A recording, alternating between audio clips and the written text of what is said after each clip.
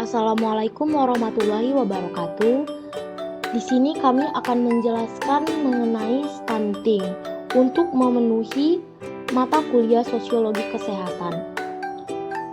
Adapun anggota dari kelompok kami yaitu saya sendiri Afrina Caroline dengan NIM 2105030035 dan rekan saya Tengku Ananda Sapira dengan NIM 2105030059.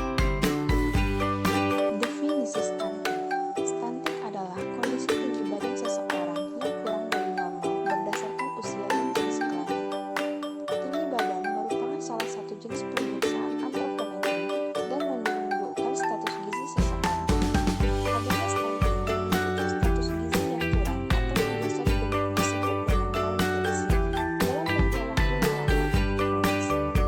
Diagnosis stunting ditegakkan dengan fundamental analysis of tinggi badan tertentu yang diperoleh dari grafik pertumbuhan yang sudah digunakan secara global.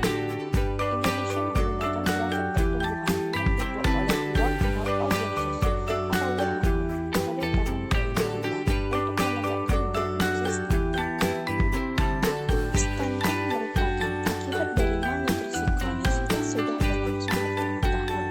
Oleh karena itu, seseorang yang mengalami stunting sejak dini dapat juga mengalami gangguan akibat malnutrisi berkepanjangan, seperti gangguan mental, psikomotor, dan kecerdasan. Program penanggulangan malnutrisi memang sudah dilakukan sejak beberapa tahun yang lalu.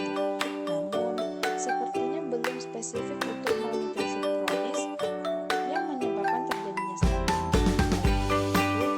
Oleh karena itu, angka kejadian stunting tidak pernah turun meskipun angka kejadian malnutrisi lain seperti posting atau kurus sudah menurun cukup signifikan. Penyebab terjadinya stunting. 1. Faktor genetik. Tinggi badan orang tua sendiri sebenarnya juga dipengaruhi banyak faktor, yaitu internal seperti faktor genetik dan faktor eksternal seperti faktor penyakit dan asupan gizi sejak usia dini. Faktor genetik adalah faktor yang tidak dapat diubah, sedangkan faktor eksternal adalah faktor yang dapat diubah. Hal ini berarti jika ayah pendek karena gen yang ada pada kromosomnya memang membawa sifat pendek dan gen-gen ini diwariskan kepada keturunannya, maka stunting yang timbul pada anak itu atau keturunannya sulit untuk ditanggulangi. Tetapi, bila ayah pendek karena faktor penyakit atau asupan gizi yang kurang sejak dini, seharusnya tidak akan mempengaruhi tinggi badan anaknya. Anak tetap memiliki tinggi badan normal asalkan tidak terpapar oleh faktor-faktor risiko yang lain. 2. Status ekonomi.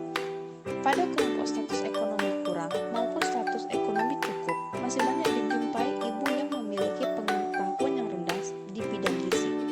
Walaupun mereka rutin ke posyandu, namun di posyandu mereka jarang memperoleh informasi tentang gizi. Informasi tentang gizi justru diperoleh dari tenaga kesehatan yang mereka datangi pada saat anak sakit. Itu pun hanya sedikit. Informasi dari media massa maupun media cetak juga tidak banyak diperoleh karena ibu tidak gemar membaca artikel tentang kesehatan. Status ekonomi kurang seharusnya tidak menjadi kendala dalam pemenuhan kebutuhan gizi keluarga, karena bahan pangan di negara kita sebenarnya tidak mahal dan sangat terjangkau. Jenis bahan makanan juga sangat bervariasi dan dapat diperoleh di mana saja. Namun, karena pengetahuan akan gizi yang kurang menyebabkan banyak orang tua beranggapan bahwa zat gizi yang baik hanya terdapat dalam makanan yang mahal.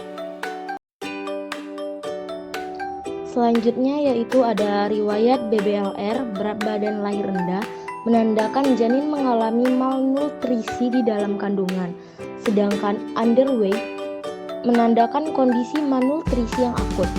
Stunting sendiri terutama disebabkan oleh malnutrisi yang lama, bayi yang lahir dengan berat badan kurang dari normal, kurang dari 2.500 gram, mungkin masih memiliki panjang badan normal pada waktu dilahirkan.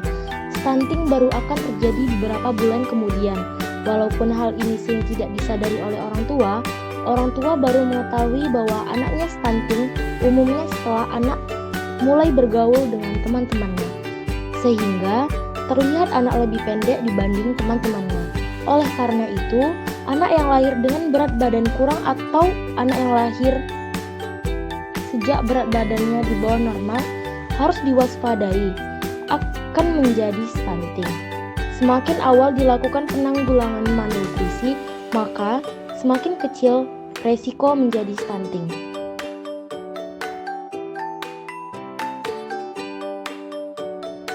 Anemia pada ibu. Anemia pada ibu hamil sebagian besar disebabkan oleh defisiensi zat gizi mikro, terutama zat besi. Akibat defisiensi zat besi pada ibu hamil akan mempengaruhi pertumbuhan dan perkembangan janin, sehingga janin yang dilahirkan sudah malnutrisi.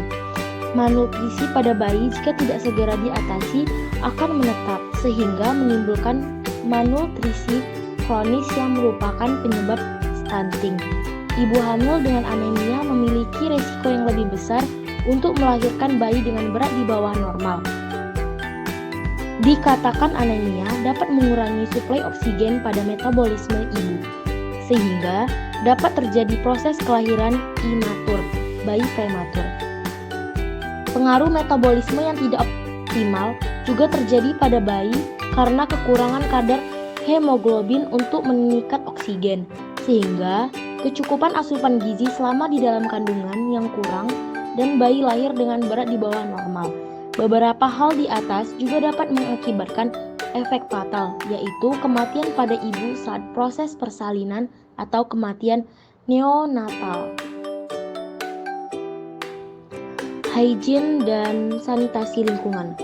Sebuah meta-analisis yang dilakukan pada 71 penelitian menyatakan bahwa faktor kebersihan dan lingkungan berpengaruh terhadap kejadian stunting.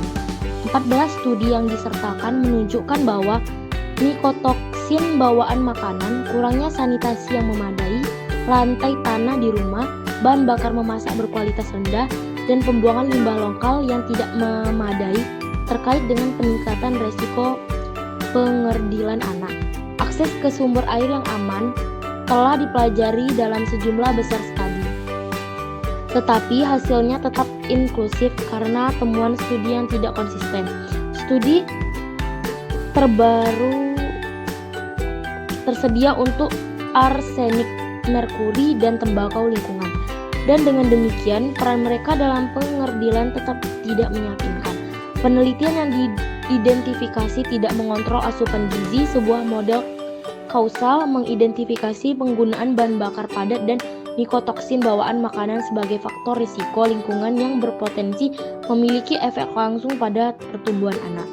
Yang terakhir ada defisiensi zat gizi.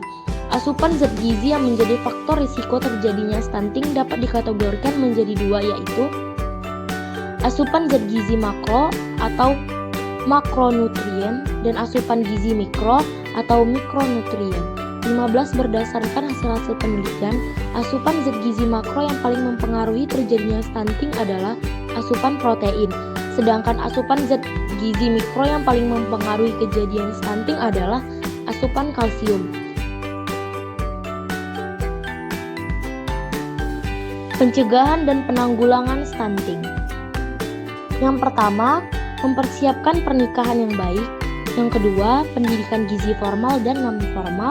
Yang ketiga, suplementasi ibu hamil. Yang keempat, suplementasi ibu menyusui. Yang kelima, suplementasi mikronutrien untuk balita. Yang terakhir, yang keenam, mendorong peningkatan aktivitas anak di luar ruangan. Baik, terima kasih. Itu saja dari kelompok kami. Wabillahi taufik wal hidayah. Wassalamualaikum warahmatullahi wabarakatuh.